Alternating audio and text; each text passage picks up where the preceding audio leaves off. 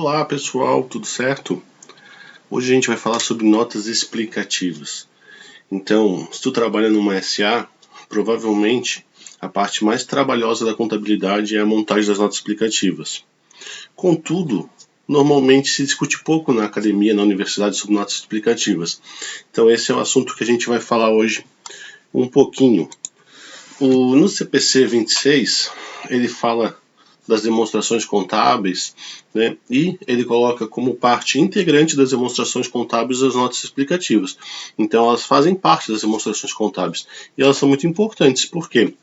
Imagina que eu vejo lá no longo prazo de uma empresa financiamento 10 milhões. Esses 10 milhões ela vai pagar, eu sei que é longo prazo, mas ela vai pagar em 2 anos, em 5 anos, em 30 anos. Essa informação no balanço eu não sei.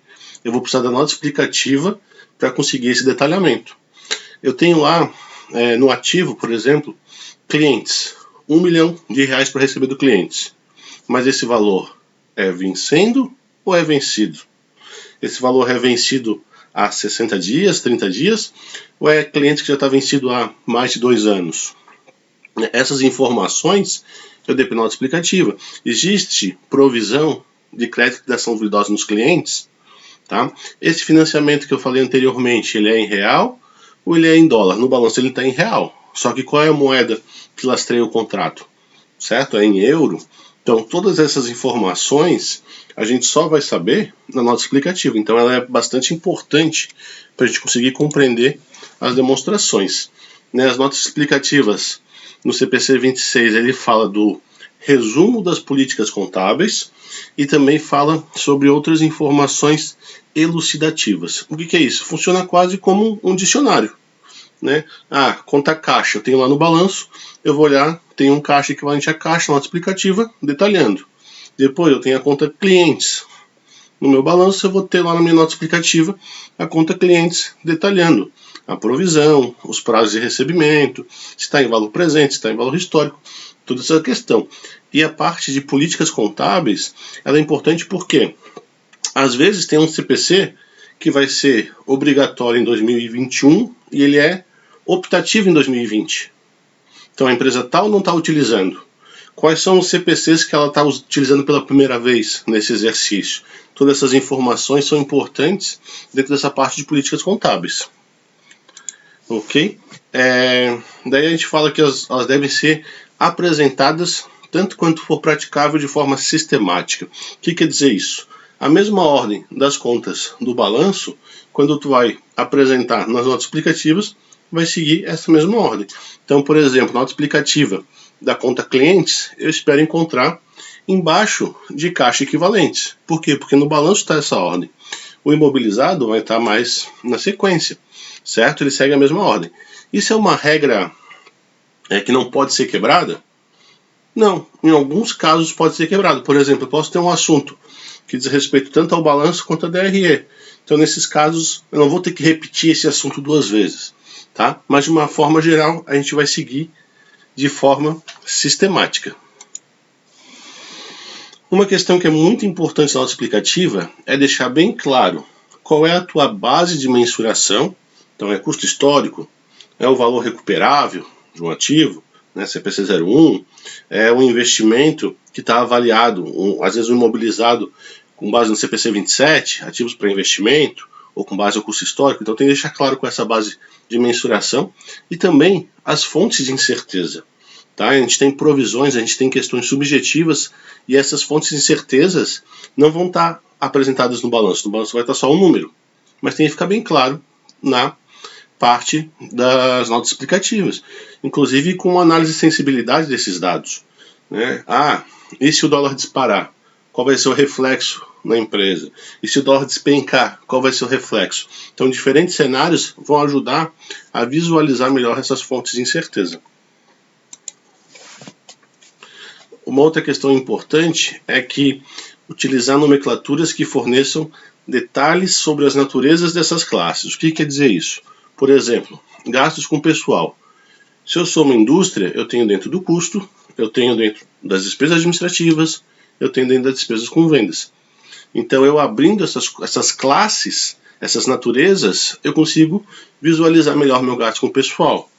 Depreciação, mesma coisa, eu vou ter depreciação em custo e eu vou ter depreciação em despesa administrativa, por exemplo, a depreciação da sede, certo?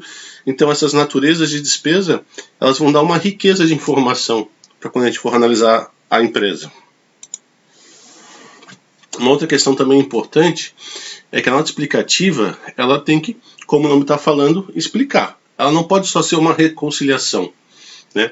Então, às vezes, a gente vê uma nota de imobilizado. Saldo inicial, adições, exclusões, depreciações e saldo final. Isso aí é uma conciliação. Tá? Eu preciso saber quais são as bases dessa depreciação. Eu preciso saber um pouco mais sobre essas adições, essas vendas, essas alienações, exclusões, por que foram feitas, foram baixadas, foram vendidas. Então, não é só uma reconciliação. Tem que realmente explicar. Tá?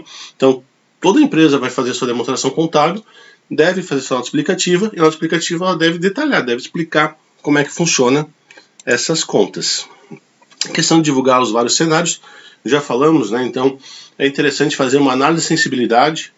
O dólar hoje está próximo de 5. Se ele for a 6, se ele for a 7, se ele for a 4, se ele for a 3, coisas que parecem absurdas, no passado já aconteceram. Então, qual vai ser o impacto na minha empresa? A Selic. Se a Selic voltar a ser 10, ou se a Selic continuar caindo, qual vai ser o reflexo na minha empresa? Eu divulgando esses diferentes cenários, eu posso ver o impacto. Então, às vezes eu tenho uma provisão de contingência que eu considerei remota, ou eu considerei possível, mas não muito provável. Se ela acontecer, qual vai ser o impacto na minha empresa? Todos esses cenários, todas essas questões são importantes para deixar enriquecer essa informação contábil.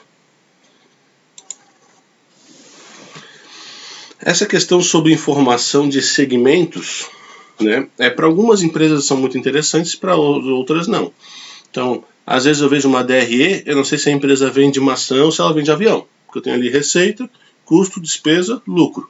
Qual é o segmento dela, qual é a área de atuação?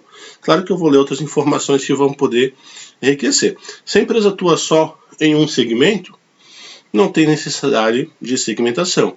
Agora, eu sou uma indústria. Eu vendo tanto máquinas e equipamentos para a indústria, mas eu também vendo turbina para o setor de energia elétrica. Então eu posso mostrar na nota explicativa uma DRE por segmento, o que são máquinas para a indústria e o que é para o setor de energia elétrica, até para o usuário, para o analista, entender como é que está essa dinâmica. Às vezes um segmento que no passado foi 5, 10% da tua empresa, hoje é o teu principal negócio. E se tu não tem essa informação segmentada, a pessoa fica em dúvida, né? A Renner tem o caso das vendas de produtos e tem o caso dos serviços financeiros. Então é interessante saber por segmento essa informação, né? A VEG tem vários segmentos que ela atua. Então qual é o resultado de cada segmento dessa empresa? Essa informação por segmento é uma informação bem interessante, até para a gente poder comparar vários anos e ver como está evoluindo esse segmento. Às vezes o segmento principal da empresa ficou para trás, mas ela, atentada no mercado, vê outros segmentos que são promissores. Ok? Analise as mudanças de estimativas ou suas premissas. Então, algumas coisas são subjetivas e utiliza algumas premissas, por exemplo, o teste de valor recuperável. Tá?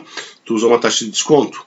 Se tiver uma mudança de premissa, uma mudança de estimativa, qual que seria esse impacto? Esse impacto seria significativo no teu resultado? Se ele seria significativo, ele é interessante ser evidenciado. Se ele não é significativo, a gente pode dizer que a tua estimativa está robusta estatisticamente. Então perde um pouco essa importância, essa divulgação. Mas isso tem que ser avaliado e tem que ser previsto, né, em cada caso. Um número solto na contabilidade ele é muito difícil de ser interpretado, né? A empresa lucrou 1 milhão, 100 milhões, 1 bilhão, isso é muito ou isso é pouco? Isso é muito difícil de eu comparar, de eu interpretar. Para eu conseguir concluir sobre essa informação, saber se é muito, se é pouco, se é alto, se é baixo, eu vou ter que comparar. Vou comparar o quê? Vou comparar com outros setores, com padrões de setor, e também vou comparar a empresa com a própria empresa, que é a comparação que eu mais faço. Então, na nota explicativa, quanto mais informação comparativa, né, e na mesma linha do ano corrente, mais interessante. Então, eu tenho uma despesa administrativa que foi de 10 milhões. Isso é muito ou isso é pouco? Depende. Então, se eu tenho uma informação comparativa que do ano passado foi 5 milhões, ou que no ano passado foi 20 milhões, eu consigo ter uma base de comparação melhor. Tá? A comparabilidade é um atributo qualitativo bastante importante. E isso serve também, principalmente, na nota explicativa. Forneça informações sobre elementos não contábeis relevantes. Então, tem alguns atos administrativos que não trazem reflexo dentro das demonstrações contábeis. Por exemplo, eu coloco a minha indústria, o meu parque fabril, em hipoteca. Isso não traz um reflexo financeiro na demonstração, mas traz um risco importante para a empresa. Ou coloca em ação fiduciária, dou em garantia para alguma coisa, certo?